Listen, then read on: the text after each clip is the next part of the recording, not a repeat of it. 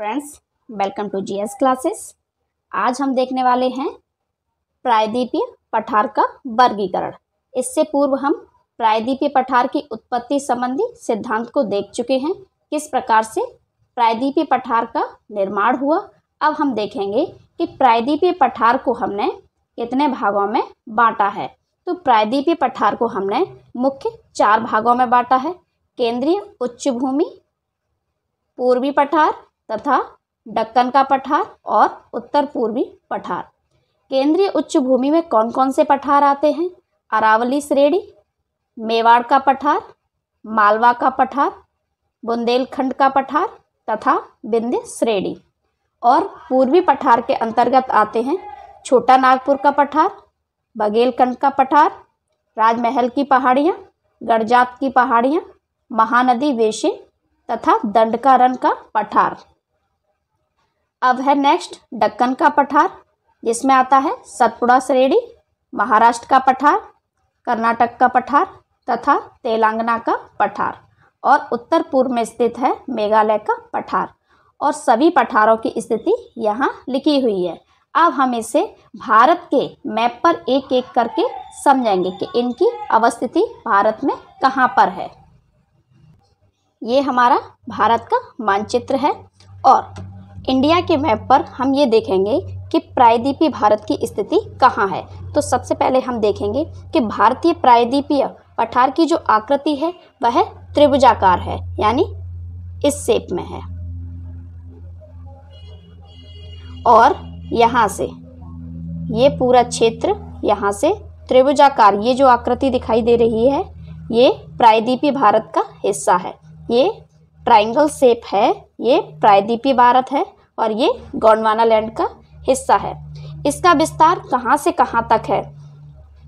तो इसका विस्तार यहाँ इस उत्तर पश्चिम, ये उत्तर दिशा होती है ऊपर, नीचे दक्षिण और इधर पूर्व दिशा और ये पश्चिम दिशा। तो चारों दिशाओं में हम ये देखेंगे कि इसका विस्तार कहाँ से कहाँ तक है। इसकी जो अवस्थिति है वह अरावली पर्वत श्रेणी, यानी अरावली पर्वत श्रेणी ये है, जिसका विस्तार गुजरात, राजस्थान, हरियाणा और दिल्ली तक है। और पूर्व में राजमहल की पहाड़ियाँ, राजमहल की पहाड़ियाँ कहाँ हैं? झारखंड में। ये राज्य है झारखंड, यहाँ पर हैं राजमहल की पहाड़ियाँ। उत्तर पश्चिम में अरावली से लेकर, अरावली श्रेणी से लेकर और पूर्व में राजमहल की पहाड़ियों तक इसका विस्तार है।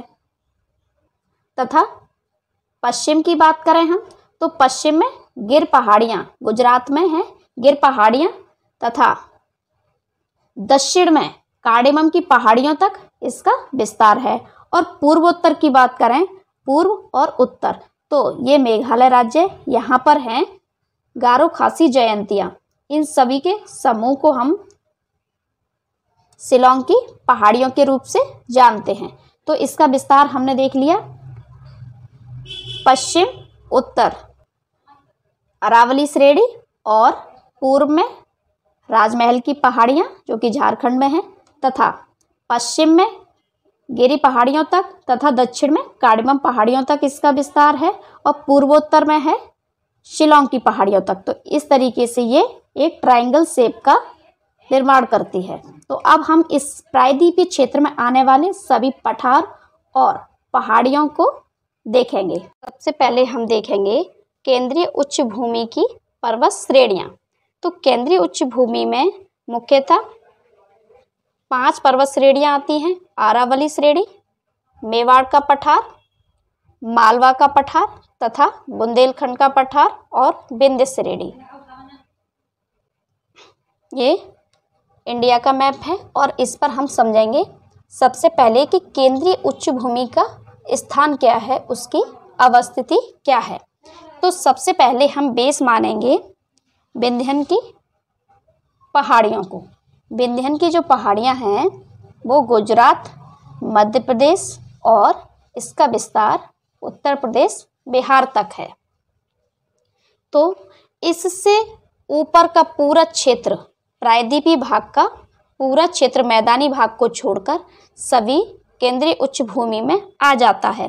केंद्रीय उच्च भूमि इसका नाम इसलिए पड़ा क्योंकि ये केंद्र में है और इसकी भूमि ऊंची है यानी उच्च है, इसलिए इस पूरे क्षेत्र को हम केंद्रीय उच्च भूमि के नाम से जानते हैं। तो केंद्रीय उच्च भूमि में मुख्यतः 5 पर्वत श्रेणियां हैं।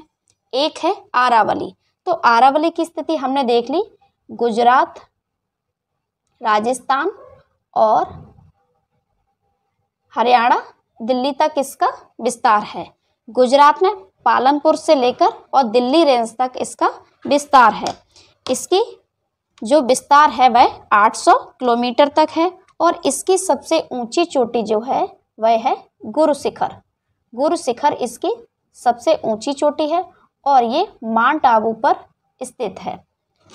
ये है अरावली।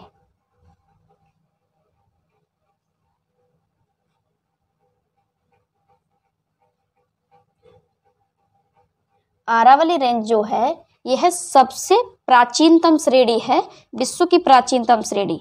जब पृथ्वी का निर्माण काल चल रहा था तो उसी समय इसका निर्माण माना जाता है। कार्बोनिफेरस युग में, कार्बोनिफेरस युग पृथ्वी के निर्माण के समय जो चीज़ें उत्पन्न हुई, जिनका निर्माण हुआ, उन्हें सब कार्बोनिफेरस युग में रखा जाता है। अब हम ये देखेंगे कि अरावली श्रेणी जो है राजस्थान को 2 भागों में विभाजित करती है। तो ये जो भाग है, ये यहाँ पर हमें वनस्पतियाँ देखने को मिलती हैं, हरा भरा क्षेत्र देखने को मिलता है। तो ये किस कारण से है? इस कारण से क्योंकि इधर 50 से 100 सेंटीमीटर वर्षा देखने को मिलती है, जिससे ये क्षेत्र हरा भरा तथा वनस्पतियों से भरपूर है और यहाँ लोग अच्छे से सर्वाइव करते हैं। ये क्षेत्र जो है अरावली के पश्चिम में, ये मरुस्थलीय क्षेत्र है क्योंकि ये यहाँ पर 25 से 50 सेंटीमीटर वर्षा होती है, यानी अत्यधिक कम बारिश होती है। इस कारण से यहाँ वनस्पतियाँ हमें देखने को नहीं मिलती हैं। तो ये भाग मरुस्थलीय है। ये हो गया अरावली रेंज। अब हम देखेंगे केंद्रीय उच्च भूमि की दूसरी श्रेणी को, मेवाड़ की श्रेणी। मेवाड़ का विस्तार मध्य प्रदेश और राजस्थान में देखने को मिलता है। तो ये क्षेत्र मेवाड़ का क्षेत्र है। मेवाड़ की विशेषता यह है कि ये अरावली और मालवा के पठार को अलग करता है। अब हम देखेंगे केंद्रीय उच्च भूमि का तीसरा पठार, मालवा का पठार। मालवा का पठार का विस्तार हमें मध्य प्रदेश में देखने को मिलता है। मेवाड़ के पूर्व में ही स्थित है बुंदेलखंड और बुंदेलखंड का क्षेत्र उत्तर प्रदेश और मध्य प्रदेश में है। मालवा के पूर्व में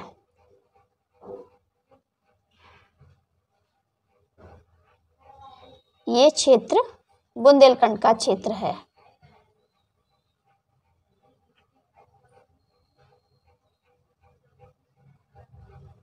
बुंदेलखंड का पठार। बुंदेलखंड 2 राज्यों में विस्तारित है, एक उत्तर प्रदेश और एक मध्य प्रदेश। और उत्तर प्रदेश के इसमें 7 जिले आ जाते हैं तथा मध्य प्रदेश के इसमें 8 जिले आ जाते हैं। उत्तर प्रदेश के कौन कौन से जिले इसमें आते हैं? ललितपुर, झांसी, जालौन, हमीरपुर, चित्रकूट, महोबा और बांदा। तथा मध्य प्रदेश के कौन कौन से जिले इसमें आ जाते हैं? तो इसमें आ जाते हैं निवाड़ी, टीकमगढ़, छतरपुर, दतिया और पन्ना, विदिशा, दमोह और सागर। तो इस तरीके से उत्तर प्रदेश के 7 और मध्य प्रदेश के 8 जिले सम्मिलित हैं। अब हम देखेंगे केंद्रीय उच्च भूमि की अंतिम पर्वत श्रेणी, वह है विंध्यन श्रेणी। विंध्यन श्रेणी मालवा के दक्षिण में है और इसका विस्तार गुजरात, मध्य प्रदेश और उत्तर प्रदेश से होती हुई बिहार तक इसका विस्तार है। विंध्यन पर्वत श्रेणी इसकी ये विशेषता है कि इसके उत्तर में जो केंद्रीय उच्च भूमि स्थित है, इसके उत्तर का जो क्षेत्र है इसका ढाल उत्तर की ओर है। तो जितनी भी नदियां इस क्षेत्र से निकलती हैं विंध्यन पर्वत श्रेणी से, उनका ढाल उत्तर की ओर है, तो वह गंगा में मिल जाती हैं। गंगा की सहायक नदियां हैं। और जो नदियां विंध्यन पर्वत श्रेणी के दक्षिण में स्थित हैं वहां से निकलती हैं, तो उन सब का ढाल बंगाल की खाड़ी की तरफ है। सारी नदियां बंगाल की खाड़ी में मिलती है, यानी कि दक्षिण पूर्व में। तो विंध्यन एक वाटर डिवाइडर भी कह सकते हैं, जल विभाजक का कार्य करता है। एक इधर जो पूरा क्षेत्र है वह है गंगा का क्षेत्र, तथा इसके दक्षिण में जो क्षेत्र है वह है नर्मदा का क्षेत्र।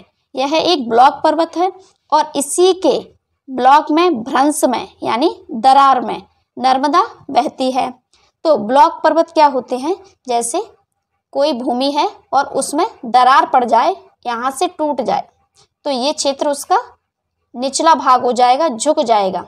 तो इस निचले भाग में जो नदी बहती है वह है नर्मदा, यानी नर्मदा भ्रंश घाटी में बहती है। किसकी भ्रंश घाटी में? एक तरफ विंध्यन की पहाड़ियां हैं तथा दूसरी तरफ सतपुड़ा की पहाड़ियां हैं। विंध्यन का ही एक हिस्सा है कैमूर। कैमूर विंध्यन श्रेणी का ही एक हिस्सा है। बिहार वाले क्षेत्र में विंध्यन श्रेणी को कैमूर की श्रेणी के नाम से जाना जाता है। अब हम देखेंगे विंध्यन के दक्षिण में जो नदी बहती है वह बहती है नर्मदा, और ये अरब सागर में अपना जल गिराती है। तो दो ही ऐसी नदियां हैं जो अरब सागर में अपना जल गिराती हैं। हम बात कर रहे हैं प्रायद्वीपीय भारत की। तो दो नदियां अरब सागर में अपना जल क्यों गिराती हैं? क्योंकि दोनों ही भ्रंश घाटी में बहती हैं, दो पर्वतों के बीच में जो दरार है उसमें बहती हैं। इस कारण से वह अपना जल अरब सागर में गिराती हैं। बाकी सारी नदियां बंगाल की खाड़ी में अपना जल गिराती हैं, क्योंकि जो पश्चिमी घाट है इसकी ऊंचाई अधिक है और इसका ढलान पूर्व की ओर है।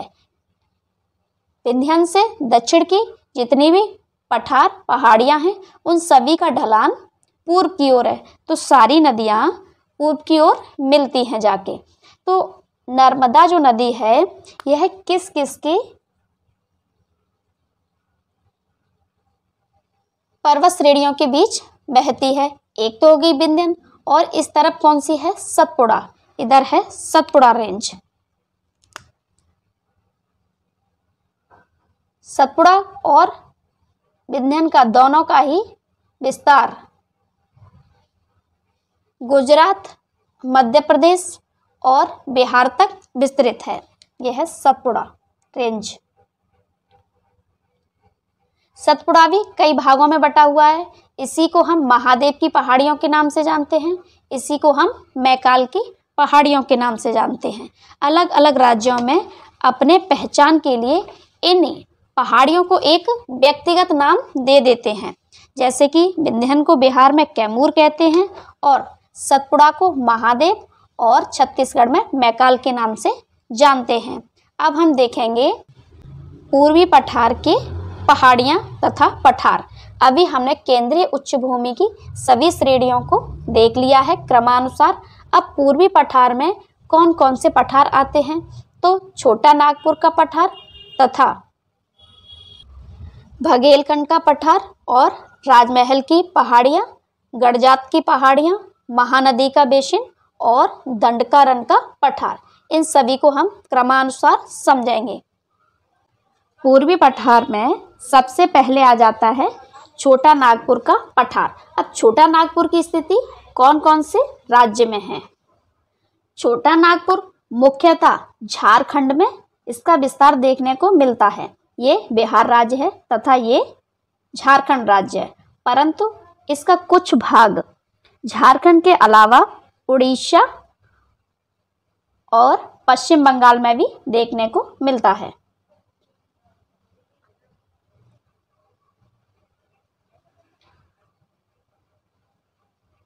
ये क्षेत्र है छोटा नागपुर का पठार।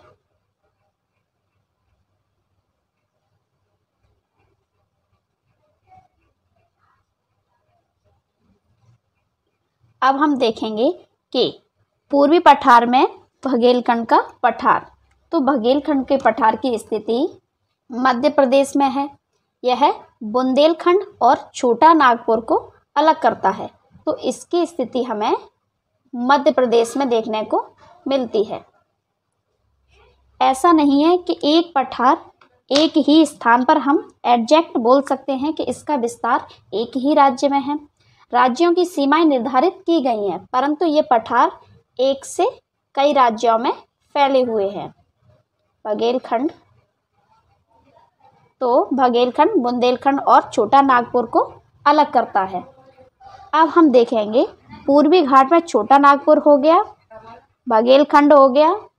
अब तीसरी पहाड़ियां हैं राजमहल की पहाड़ियां। तो राजमहल की पहाड़ियां भी झारखंड में हमें देखने को मिलती हैं। झारखंड कहाँ है? ये राज्य झारखंड है। तो ये हमें देखने को मिलती हैं झारखंड राज्य में राजमहल की पहाड़ियां।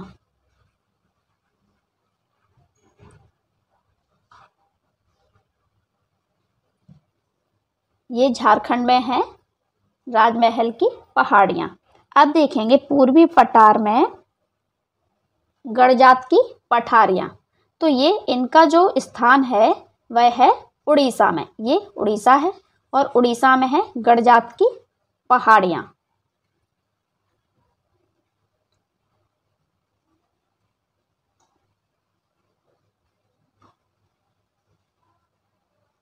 अब हम देखेंगे पूर्वी पठार में अंतिम है दंडकारण्य का पठार।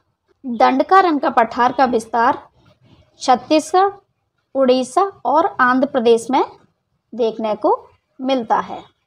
तो ये क्षेत्र है दंडकारण्य के पठार का। दंडकारण्य 3 राज्यों में फैला हुआ है।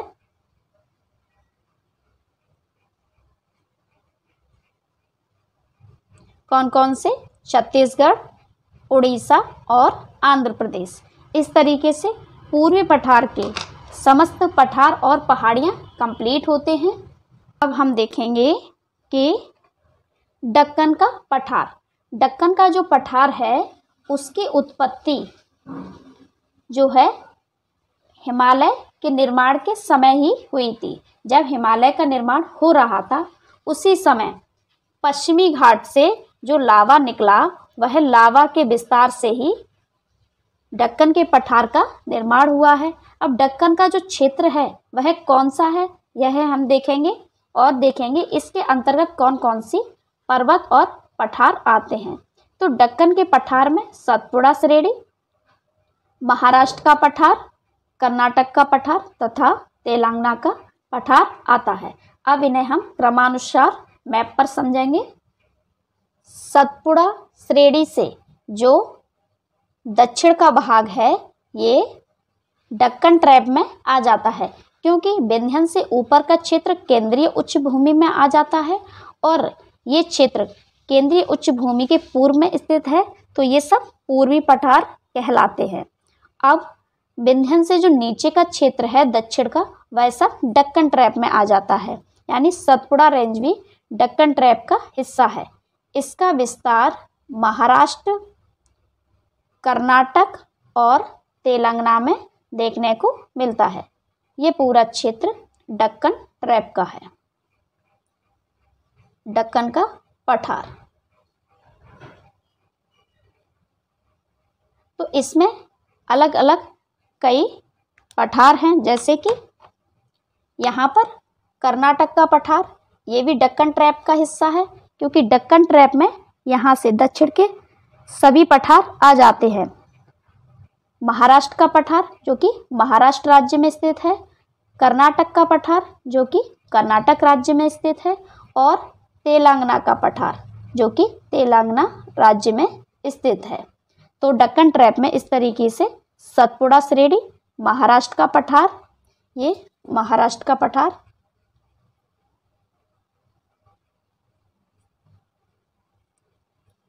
कर्नाटक का पठार,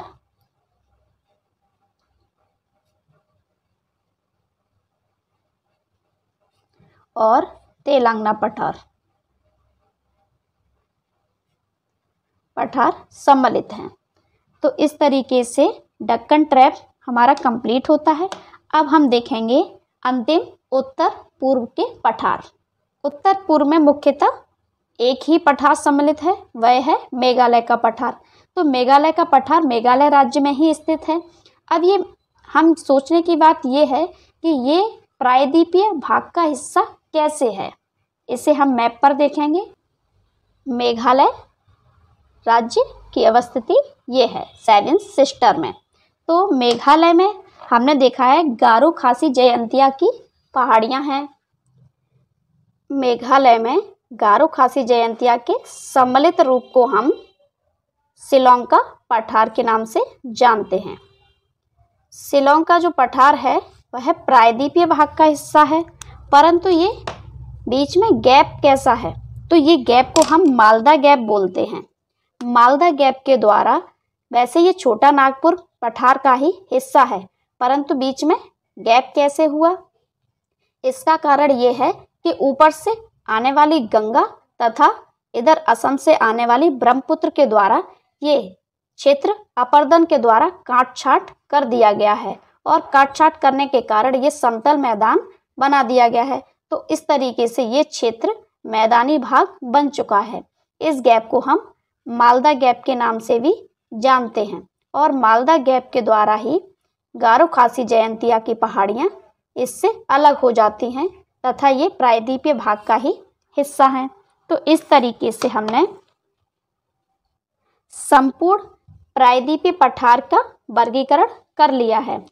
प्रायद्वीपीय पठार में क्रमानुसार जो भी हमने विभाजित किया था सभी पठारों को देख लिया है तथा उनकी अवस्थिति कहाँ पर है ये हमने यहाँ पर इंफॉर्मेशन प्रोवाइड करा दी है। चाहे तो आप इसको वीडियो को पॉज करके राइट कर लीजिए या फिर इसका स्क्रीनशॉट लेकर इसको लिख लीजिए।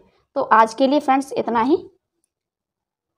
अगर आपको कंटेंट पसंद आता है तो प्लीज़ चैनल को लाइक कीजिए, शेयर कीजिए और सब्सक्राइब कीजिए, और प्लीज़ फीडबैक ज़रूर दीजिए। धन्यवाद।